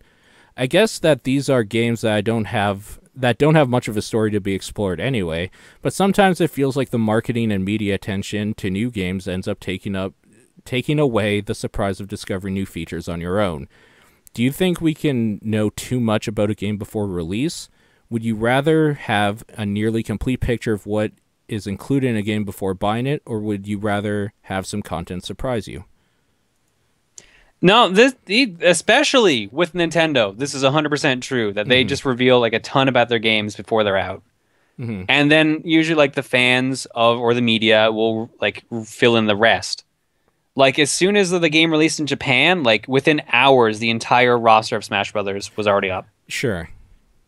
Now that there are review copies going around for reviewers of the Wii U version, all the extra dialogue they added in that he's talking about, someone already recorded it and video of the entire thing and put it online. Right. Yeah. So it's all out there. I guess it's more like we're in a kind of a world where media consumption is usually at an all-time high. So it's really just supply and demand in a way. You can kind of force your way into a situation where you're in this giant echo chamber of nothing but new stuff being thrown at you, so nothing's ever a surprise in video games either, if you choose to. So I like to have content surprise me. And this is something I finally have decided for myself within the last year or two. And I have actually stopped going to Giant Bomb completely, watching quick looks, watching trailers even, unless it's a teaser trailer for movies or video games, because I want to know enough about the feel of something to see if that's something I'd be interested in, and then try it for myself and form my own opinion of it before, and then like I'll validate that afterwards by seeing other people's videos or like reading what they have to say about it and stuff like that.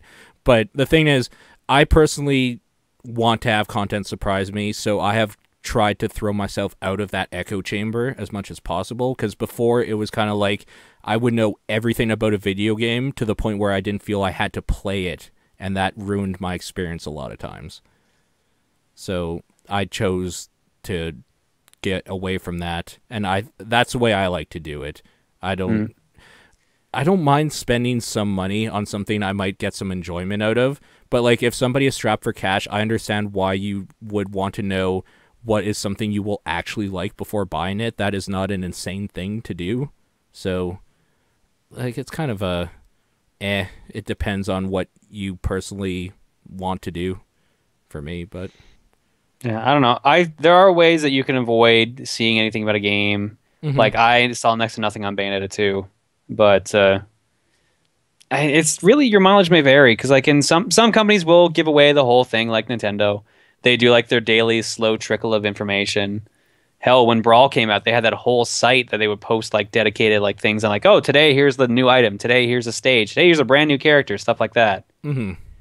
So really, I guess it just depends. Like I've seen it mainly as a Nintendo thing personally, but other companies are guilty of doing it as well. Yeah. Also, remember that if you're watching like a trailer or something that isn't basically a Let's Play that they've been given the okay to play whatever, what you are seeing is what the company wants you to see. So, like, just keep that in the back of your mind as well. There are embargoes on certain things. Apparently, like, they haven't... certain people are not allowed... Or all people, I should say, rather, are not allowed to show certain stages of the new Wii U Smash yet. I know that when I had to cover... I covered, like, Rayman and Child of Eden... Or sorry, Child of Light. I wasn't allowed to show certain things in the games either. So, yeah. Okay, Jared says, "Dear Jonathan Wheeler, as a future patron, employee, and exhibit of Proton John's Video Game Museum, he's gonna be an Emporium exhibit in memoriam for the late Sean Booker."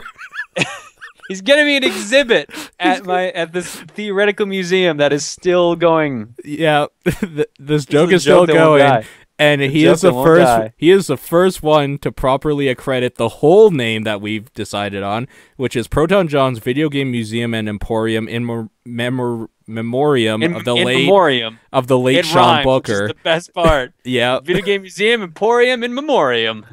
So good. It's so good. I must ask, when do you intend to start a Wii Mini donation fund? I'm not starting a donation fund. If someone else wants to start a donation fund for it, by all means. I'm not going to be the one who starts. You heard him, guys. Start up the Patreon. Make sure it says. Oh my God. Make sure it has the Patreon banner everywhere. For consoles, for the museum. Right. Don't start a Patreon with Top Down or John's name on. Don't do anything like that. I think that's actually illegal. That's so don't do that. yeah. There's some legal business there. Don't do that. In all seriousness. Also, are there any video games out there you guys wish you could have experienced as kids? Ooh. Fez. I think I would have loved that as a kid. And I know what he means is not that, like something you've played, but you wish you had experienced it as a kid. But I think I would have loved Fez even more as a kid and going to school and talking about, did you find this thing or this? Like, that would be the perfect game for that. No, I think that actually might be what he's referring to. I thought he was referring to, like, something that maybe passed you by as a kid that, like, you wish you had experienced back then. I feel like you could take it either way. Like, it could be guess. some game that you played now, and it's like, oh man, that would have been great as a kid, or something you missed. Because, like, for me, it's like, oh man, I wish I had played a Genesis game. I don't know. Like, it's a little trickier. Yeah. I wish I had played Plumbers Don't Wear Ties as a kid. Oh, dude, that would have been amazing as a kid, because you'd be like, what the fuck? All the innuendo right over your head. Yeah, pretty much. It would have been great. Yeah. I wish I had played the original Splatterhouse as a kid. Actually, I'll agree with that. The whole series. I really, really liked horror movies a lot back then, and I know my brain would have exploded as a kid if I would have just been able to play basically a horror movie game like that. Just gory and gross, and yeah, that would have been cool. Idiota. Oh, that's not a nice name for yourself. Dear TDP, I'm thinking of procuring a Sega Genesis for myself and collecting some games for it. The problem is I already have Sonic's Ultimate Genesis collection for PS3 and access to other services like Virtual Console to get most of the popular franchise titles for the system. Can you think of any Genesis games I should look out for that I can only get in their physical form? Here's a wiki link for the games so we can refer to them. I don't even need to look at that. I already have that game, and I'll be honest, that Ultimate Genesis collection pretty much has the cream of the crop for the Genesis. Does it have Gunstar Heroes? The Steam version does. That's weird. Okay. Not the but PS3 you can also one, though, you can already right? buy that separately. You can either buy that separately on Xbox and PS3. Yeah. You should probably just get that anyway. If you like pinball games, there's one called Dragon's Fury that I still recommend to everybody because it's so dumb. Is Dragon's Fury the good one or like the bleh one? It's the gothic, like it almost. No, because here's the weird thing. Of all things, I was looking this up like 2 days ago because I ended up bumping into a video of the game, and I couldn't remember. There's Dragon's Fury, and then there's a sequel, which looked like terrible. Okay. But like, Dragon's Fury is the one that was ported from the TurboGrafx, so that's the one. That was Devil's Crush. Yeah. That's right. Okay, so the one I was thinking of that was kind of lame. I can't even find it now. Oh, Dragon's Revenge. That was made by Tengen, and it basically has like FMV characters. It looks pretty bad. Get Dragon's Fury on the Genesis. It's so good. Yeah, Dragon's Fury is pretty sweet, but I think that's already on. I think that's actually on the Virtual Console. Are you fucking serious? There's no way.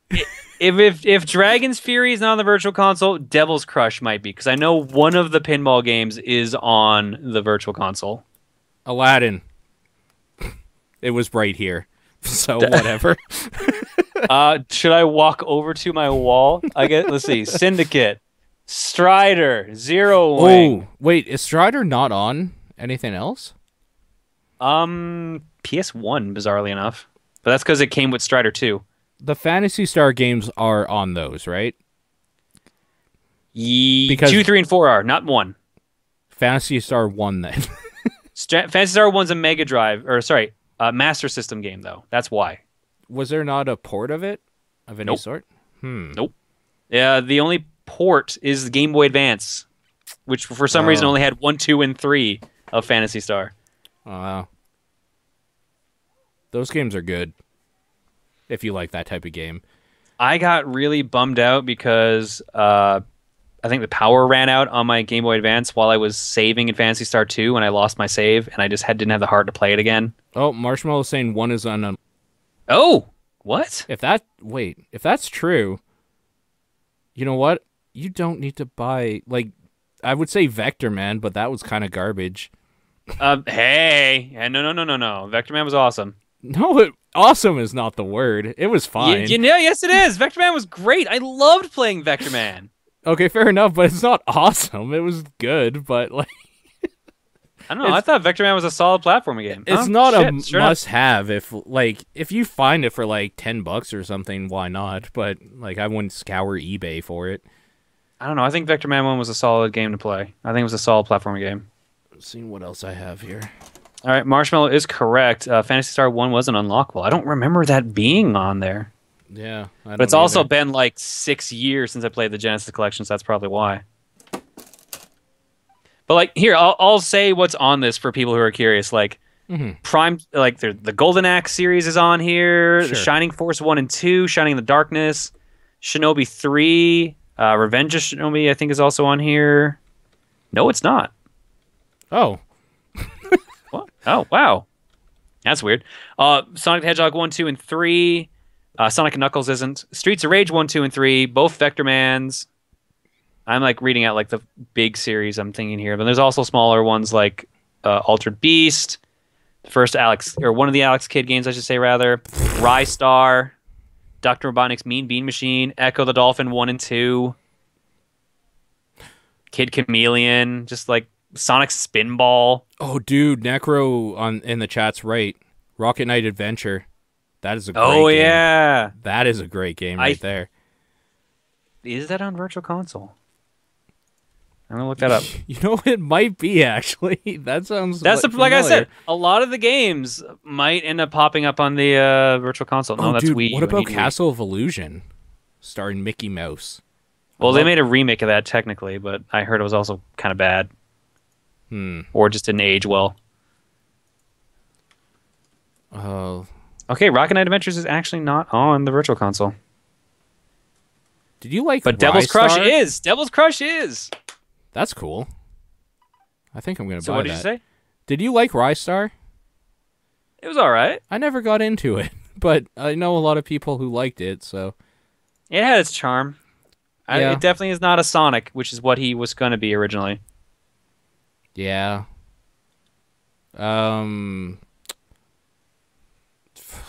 Like, there's probably... Oh, I remember I liked Comic Zone. Oh, you know what? That was good, but that was a difficult game. Holy crap. It was, yes. But playing it as a kid, like, every game was a difficult game, I guess, so... No, like, even going back to Comic Zone now, that's still a really hard game. Oh, you went back to it? Yeah, well, Genesis Collection. Oh, okay.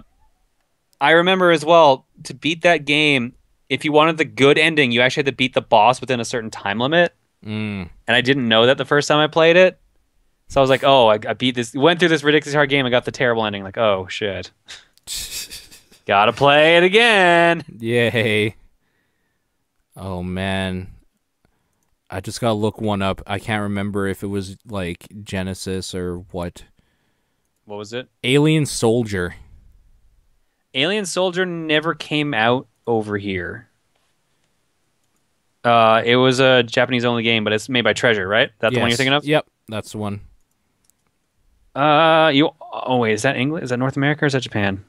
Oh, no? Wow, yeah, we actually got it on Virtual Console. Did we? In the Wii one, the Wii Virtual Console. Oh, the Wii Virtual Console. Okay. Which you can still access on the Wii U. So. Yeah, no, Alien Soldier comes up when I do a search. Cool. It's very nice of Wikipedia to have all these games listed here. It makes it very easy. Yeah, I just looked up Alien Soldier here. Contra Hardcore. Yeah, there you go. That was I never played that one. That was the one where you had like 4 characters to pick from. I think one of them was like a 4-armed dog or something like that. Dogman. It was a weird game. It had like multiple endings. I'm not joking. This looks fucking amazing. How did I not play this? Did you play the Castlevania game on the Genesis? Bloodlines? Oh, yeah. I love Bloodlines. Yeah. How did I miss this? This is so cool looking. Oh, no. Next time you're over, we'll play it. I have it. Oh, no. I can't believe it. Yeah, next time you're over, we'll bust it hardcore. Dude, that's the answer to the other question. Are there any games you wish you had experienced as kids? There we go. We did it. We figured it out. All right. Hey guys, it's Comet. This is from David. I didn't know whether or not he wanted his name said because he says his name's Comet. So, hey guys, it's Comet. So PAX East passes went on sale for 2015, and I pondered over a dilemma. I missed out on 3-day and Saturday passes, but could have bought, and possibly still can, passes for Friday and Sunday. I've decided not to get any passes, mostly to save money due to other purchases this year, new 3DS XL, for example. But I was wondering, if you miss out on passes for one day, is it worth buying passes only for the other 2 days? Also, if you missed passes for a day but booked a flight and hotel for the weekend, would you rather overpay for the day pass you're missing or explore Boston during the missing day? I do want to go to a second PAX East in the future, and PAX Prime is way too expensive for me. I really enjoyed each day at PAX East 2014, having 2 medals from Friday, autographs from Saturday, and pictures and merch from Sunday. I worry that missing one day could really sour the overall experience if going alone. Thanks, Comet. Strider X, I guess, is his full name.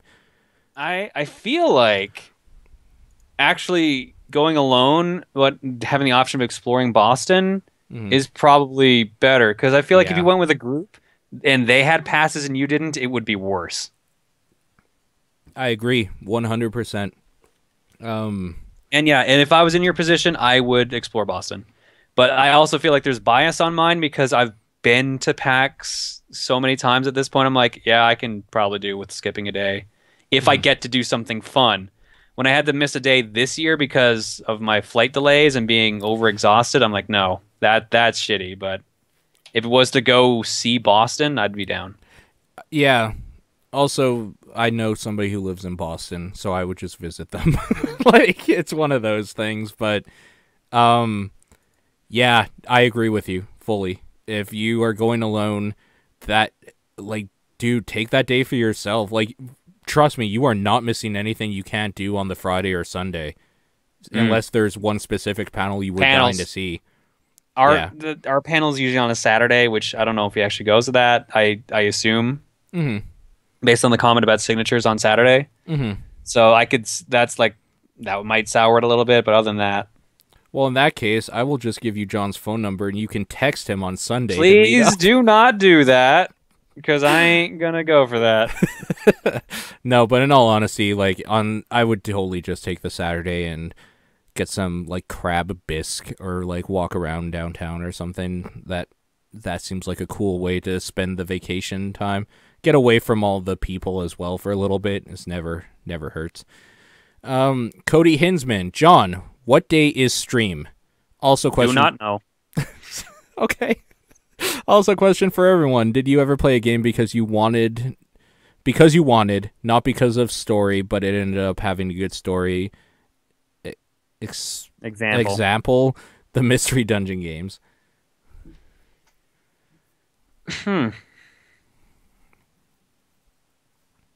God Hand? Although it was more of a goofy story. Yeah. Shadow of the Colossus, because I wasn't expecting it to have a story. Oh, yeah, definitely.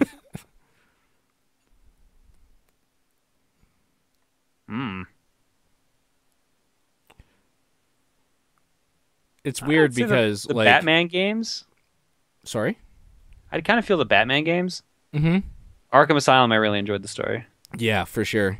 It's weird because for our generation specifically, when I played Resident Evil 1, I played it because I wanted to, not because of the story, and that turned out to have a giant story that spanned 6 things and progressively got dumber as it went.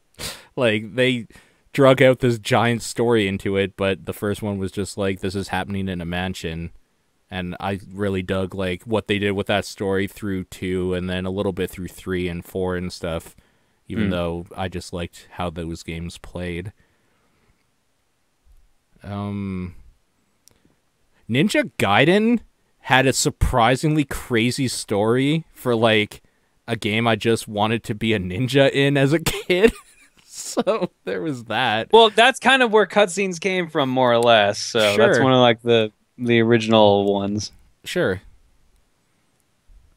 Any more examples? I think that's good for me. So That's probably pretty good there. I don't know. Nothing's really jumping to mind right now, but I'm sure. Clock Tower. No, I wouldn't really say that had a good story. It didn't really have a good story, and it wasn't really a story you want to play, like, care if you play through. So, Yeah. yeah. Clock Tower is a weird thing. Phoenix.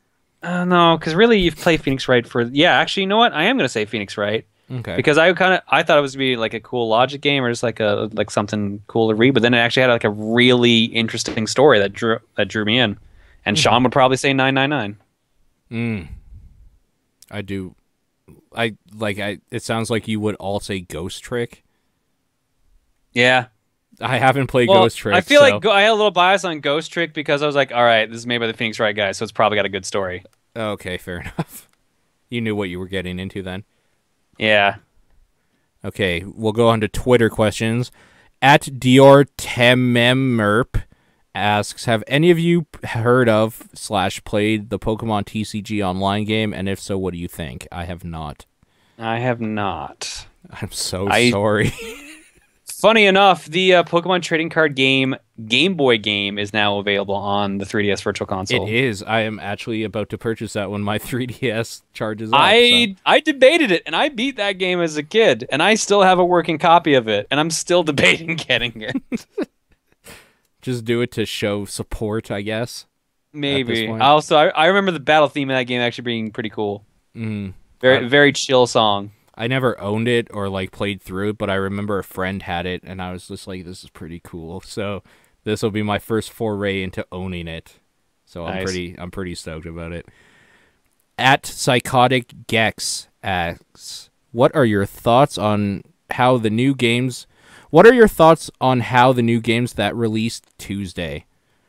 To me, it felt like they were rushed heavily. Example, Assassin's Creed and Halo breaking along with Sonic Boom, poor frame rate issues. Oh, Sonic Boom's got much more problems than just that. Oof. Do you feel that if they pushed the games back to 2015, they would be better? Yes, but that would never have happened. No, because Assassin's Creed that's what it was. Like, Well, I don't know what else they would have. Maybe like if they just optimized it better. Sure. I feel like that's why it would have been delayed would be to do that, but they would never do it because it's an annual franchise now. Right, exactly. Or sorry, 2 games a year now because Rogue also came out. Yeah, see, this is a weird thing because I can't remember who I was talking to like 2 days ago. I didn't know Assassin's Creed Rogue existed, and when we talked about it a bunch in the podcast, though. I probably wasn't listening because I don't fucking care about Assassin's Creed games at all.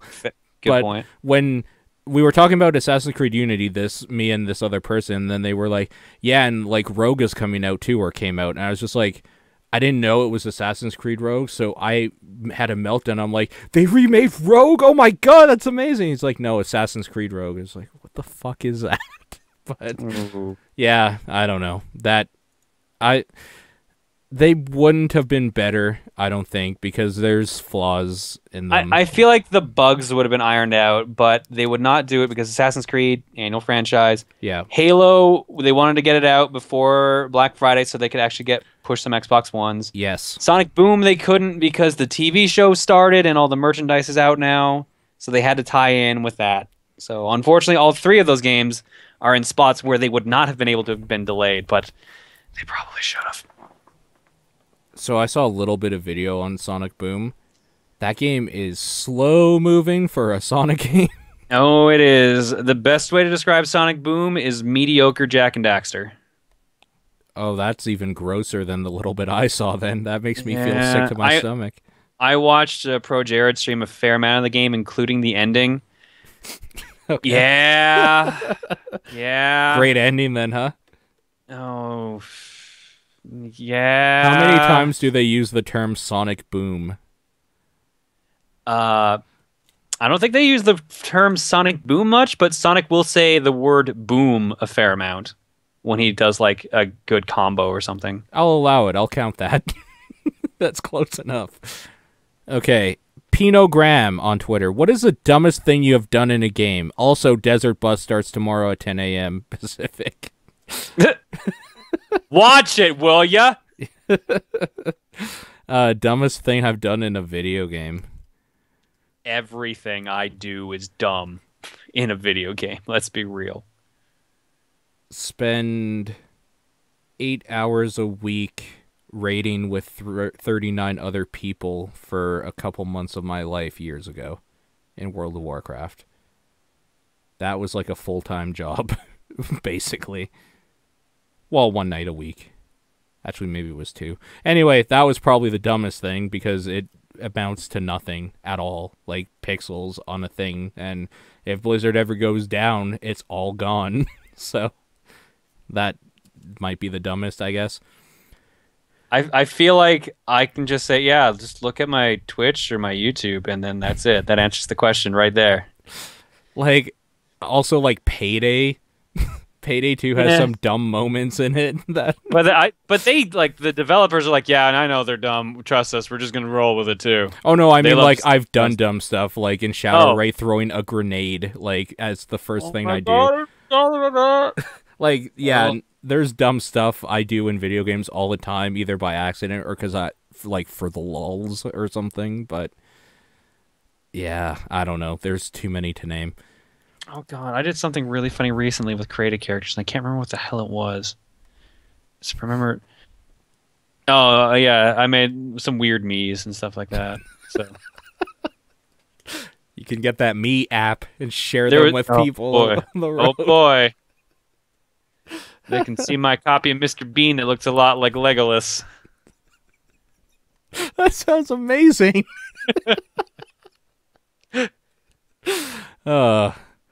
At Michael for the win, what do you guys think of the lineup currently for AGDQ 2015? I'm going to take a quick look at it right here, and I'll let you know. Mario Kart 8? Really? Yeah, it's the 4th game on the list. Weird. Okay. Battle Block Theater with PJ and Mecha Richter. That could be entertaining. Oh, dude, TASBot's back. Transistor, Tomb Raider Anniversary. Wow, there are a lot of good games in this. I feel a little bad. I'm just trying to like go through this as fast as possible. But DuckTales 2, Rocket Knight Adventure, Sparkster, Rystar, Streets of Rage 2. Oh, here we go. The Mega Man slot. Let's see what we got here. There's a Mega Man 1 and 5 race. That's dude, gonna be cool. Where's the Mega Man block? What day is that on? I can't even see it's it. It's 2015 at 22:25 it starts. Or sorry, 21:20 it starts. Oh, dude, Captain Drake. He's doing Shovel Knight there. Yeah. Nice. That guy is crazy good at that game. Like, people that love Shovel Knight, you should tune in at 8:20 for that. That's going to be great. So one of my buddies he's starting off the Mega Man block. Mega Man Unlimited is being run by Slurpy Ninja, better known as Dave. Okay. David Solomon. Okay, cool. Mega Man Unlimited, huh? Yeah. X's four-way race, various, that's why.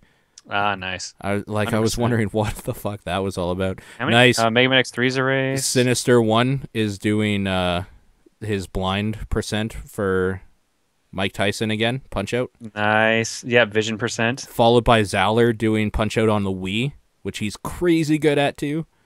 Oh, donation incentive to fight Donkey Kong. That's going to take a while to get, though. This is looking really good. Is that a ROM Scout? Oh, that's not a race. I got really excited. I thought it was a Symphony of the Night race because I saw ROM Scout and like 3 other names. Dude, this is looking really good. So yes, the answer is this is a good schedule. Yeah. Where's my boy Carcinogen? Cars, where are you? I know you've been running that Final Fantasy VIII for some dumb reason. Get back to Resident Evil. Stop running Final Fantasy VIII, dude. I hate it. Just run that Resident Evil. That's what you're good at. The Juker. Things to watch. The Juker asks, having just bought a Wii U, could you recommend any games available now or out soon, excluding Mario's or Platinum games? From what I have played, which isn't a whole lot so far, I really like a lot of things about Monster Hunter. It's just super time consuming. I believe Juker's actually waiting for Monster Hunter 4 to come out over here. Oh, okay. Because this discussion came up the other day, bizarrely enough, about Monster Hunter. Okay. Jeopardy and Wheel of Fortune, obviously. I'd probably recommend Pikmin 3, even though I haven't played it. So, but everyone who does play Pikmin tells me it's good. Yeah. Actually, that's a lie. I've played it. I've played the demo. I'll say Hyrule Warriors. I'll recommend that. If you got to be in a Dynasty Warriors mood for that, though. Sure. Rayman Origins, but although that's multi-plat, so you might not want to do that. Mm-hmm. Donkey Kong Country Tropical Freeze. That was a solid platformer. I am looking at everything else I have here. I heard a lot of people just not liking that one at all. Tropical Freeze was like super challenging. That was about it. Is that why people didn't like it then? I heard a lot of people did not like it because it was difficult. Yeah. That's kind of a ridiculous reason to not like something, isn't it? It's the reason some people don't like Super Meat Boy. How could anybody? I'm so angry. The sigh. I'm so angry. No, I'm just kidding. It's I don't know. Like virtual, I like virtual console stuff. I'd get Shovel Knight on it, because then I could play it on the little pad. But he probably has Shovel Knight if he wanted it on Steam, because that came out a while ago. There's a few things, I guess, but it's Nintendo products are my virtual console machines usually. That's what I spend a lot of time buying. Veteran 007 asks, with how recently some games have come out rushed from development, what are each of your points of view on the matter? They shouldn't. They should release a finished product for full money. Unless you want to give it to me for free, then don't make me pay for a game you didn't finish properly. If you're gonna, especially for AAA games, AAA developers, if you're gonna rush a product like that and release a half-ass product, don't make it full price. I'm looking at you, Mikami. What the fuck? I trusted you, bro. Ugh. I had a chance for getting the Evil Within for free at that buy two get one. It's still not worth it. Felt like, I felt like getting Watch Dogs was more worth it, and that's saying something apparently. See, you're not even sure, which means I'm right. I'm so confused as to my feelings right now. I know. It's a really weird thing to think about. But you probably made the right decision, actually. Yeah, that's the sad thing. Because, have you played Watch Dogs at all? No. Okay, so there is something in there called, like, augmented reality, like, I've seen footage of it, so that's where, like, you're blowing up shit. That is the coolest thing in a video game this year. When you're in a spider tank. Stuff? Yes. But the problem is, it's wrapped in this cushion of bullshit that is an open world game that gets not fun after 2 hours. Mm. But that part's real cool. So there's that, at least. There's also a part where you're jumping on flowers. I don't know. It's crazy, man. Augmented reality. Yeah, anyway. That's my feelings on that. Andrew asks, you guys do some good. Okay, well, thank you for the compliment, first of all. But that said, what book would you like to see made into a video game or vice versa? Hop on Pop. I don't know why, but that's an amazing answer. I don't know why it was the first book that came to mind. No, my first book that came to mind, I'll not lie, was Rainbow Six. I'm like, no, wait, that's already a game. Then my mind jumped to Hop on Pop. I'm just picturing the mechanics of jumping on Pop, and it's amazing. Push F to jump on Pop. then pay your respects. Oh, man. Yeah, because after you kill him... just like spurting out organs like he's a fucking toothpaste container. Hop on Pop goes so morbid. Books. I was gonna say Hitchhiker's Guide, but I guess there's technically an adventure game for that. I wouldn't mind a fully fleshed out Hitchhiker's Guide game. Sure. I'm trying to think of books I have read now. The Hunger Games or Battle Royale would also be kind of cool. I have read Battle Royale, but not the Hunger Games, but I have watched the movies for the Hunger Games, so it's kind of the same. Maybe. That essentially Michael already actually exists. says Hunger Games has been done in Minecraft. It has, yeah. And it's kind of been done in like other like shooters, just as like multiplayer modes, like mods and stuff. I guess that's true. Yeah. Yeah, of Mice and Men, the video game. Oh man, War and Peace. you just start it and fall asleep right away. The Bible, the video game. Great Expectations. Oh man, that would be so bad. There's just nothing good that would come from that. This is a really hard question. But games, what about games that could be made into books? I would read Metal Gear Solid. Metal Gear. Yeah.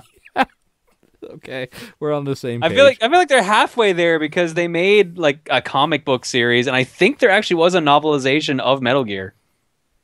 That's the thing, like a bunch of games did actually get novelizations. There's like a Splinter Cell series, although that's half cheating because that was already Tom Clancy. The Dragon Age books are better than the games because they expand on that universe so crazy. There's a BioShock book. Yes.